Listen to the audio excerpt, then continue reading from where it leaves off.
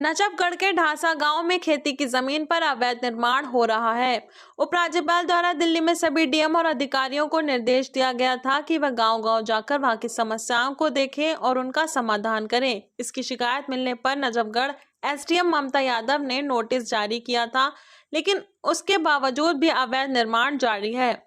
इस अवैध निर्माण के खिलाफ ग्रामीणों के वकील ने दोबारा शिकायत भी की थी, लेकिन फिर भी अवैध निर्माण जारी रहा। इस सिलसिले में शिकायतकर्ता के वकील डीएम साउथ वेस्ट लक्ष्य सिंघल के दफ्तर पर पहुंचे, लेकिन वहां पर डीएम मौजूद नहीं थे। उसके बाद एसडीएम नजफगढ़ ममता यादव से भी बात करने का प्रयास किया गया, लेकिन एसडीएम अपने आप को मीटिंग में हूं कहकर कन्नी काटते हुए नजर आई।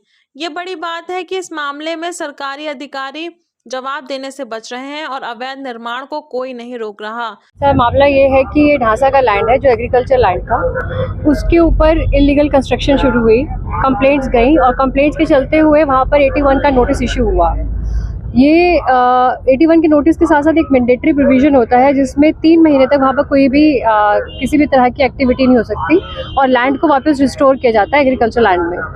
बट ऑन द कॉन्ट्रेरी वहाँ पर अभी भी कंस्ट्रक्शन भी हो रही है और वहाँ पर हमने एसएचओ को भी कंप्लेंट करी, हमने मैडम से जाके बात करी, आरटीआई में फ़ाइल किया, आरटीआई मांगी कि हमें केस की फ़ाइल दी जाए, वहाँ का स्टेटस क्या है, स्टेटस रिपोर्ट दी जाए।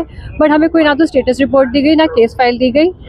हर बार आरटीआई, अभी तक मैं 8 आरटीआई लगा चुकी हूँ, मुझे कहीं से कोई रिप्लाई नहीं मिल रहा, ना हमें बताया जा रहा है कि उसके अंदर क्या हो रहा है। जब वहाँ पर हमने जाके देखा, वहाँ पर आज भी कंस्ट्रक्शन हो रही है, जबकि वहाँ कंस्ट्रक्शन नहीं होनी चाहिए, वहाँ सबसे पहले लैंड रिस्टोर होना चाहिए।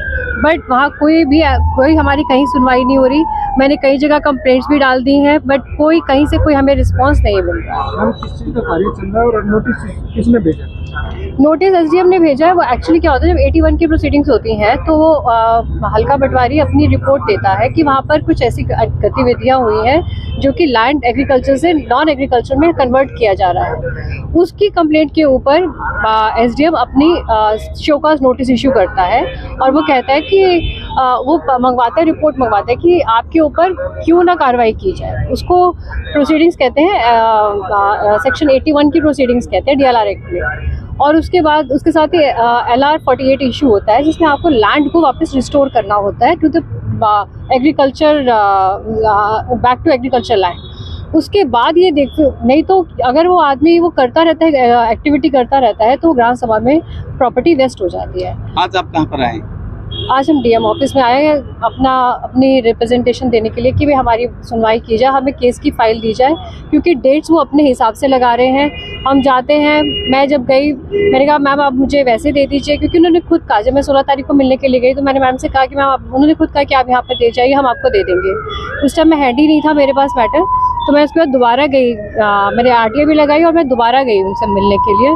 वो चली गई थी तो मैंने डाक करके आई। फिर उन्होंने कहा अगर आपको मेरे ऑफिस से चाहिए तो आप यहाँ पर सबमिट करवा के जाइए। वो मैंने 7 तारीख को फिर से सबमिट करवाया और वो मैंने उनसे पूछा मैम आप कब तक देंगी? वो कहती है वो 30 डेज़ का टाइम होता है। और जो 6th को मैंने जो रिप्रेजेंटेशन दी थी उसमें भी मैंने ये बात बोली थी कि आप मुझे ये आरटीआईज हैं, आप उसका रिप्लाई दे दीजिए, आप उसकी कॉपी सप्लाई कर दीजिए। तो उन्होंने कहा जिस पोर्टल से आई है उसी पोर्टल से हम देंगे, और हमारे पास कोई अभी आपकी आरटीआई नहीं आई है। क्या चल रहा है, कार्य क्या चल रहा है? सर उसमें पोल्स लग रहे हैं, कंस्ट्रक्शन हो रही है, रूम्स बन रहे हैं। एज पर लॉ वहाँ पर आप एक अधिक रूम बना सकते हैं, वो आता है इम्प्रूवमेंट के अंदर। बट वहाँ कंस्ट्रक्शन हो रही है, मैं आपको फोटोग्राफ्स भी दिखा सकती हूँ कि वहाँ पर पोल्स एंड पिलर्स इकट्ठे खड़े किए जा रहे हैं और ये सोलर पावर से रिलेटेड है। ये बता दीजिए कि एसडीएम ने नोटिस जो दिया वो जो जिसकी ज़मीन है उनको दिया या कंपनी को दिया? ज़मीन जिसकी है उनको दिया है। अब उन बेचारों को भी ये भी नहीं पता, जो मतलब नोटिस है जिनको दिया गया है वो जो लैंड का ऑनर है उनको दिया गया है। मैम ये करवा कौन रहा है कंस्ट्रक्शन, और जिसकी लैंड पर हुआ है क्या उसकी सहमति है उसमें? सर जो आदमी कंस्ट्रक्शन कर रहा होगा उसको कहीं ना कहीं से सहमति तो उनकी मिली होगी ना, जिसका लैंड।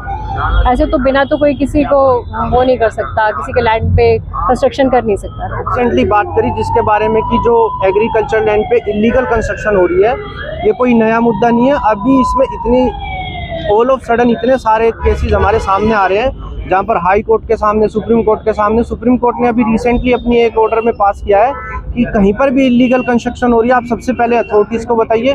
और इलीगल कंस्ट्रक्शन को आज के टाइम में एक डेकोइटी का नाम सुप्रीम कोर्ट ने दिया है कि आप जैसे पब्लिक रोड पे भी इंक्रोचमेंट कितनी ज़्यादा हो रही है, आप कहीं पर भी जाते हैं स्ट्रीट फूड ये सब, तो एक डेकोइटी का नाम इन्होंने सुप्रीम कोर्ट ने इसको दिया कि कहीं पर भी इलीगल कंस्ट्रक्शन हो रही है आप सबसे पहले आके अथॉरिटीज़ को बताएं, वे एक्शन नहीं लेते तो कोर्ट को अप्रोच करें। जैसा कि इस केस में भी हो रहा है कि एग्रीकल्चर लैंड है, इसका प्रोसेस होता है एक प्रॉपर कि आपको पहले उस लैंड को कन्वर्ट कराना होता है नॉन एग्रीकल्चर लैंड में, फिर आपने कमर्शियल में जाना है, रेजिडेंस में जाना है, उसके हिसाब से फिर उसका कन्वर्जन होता है।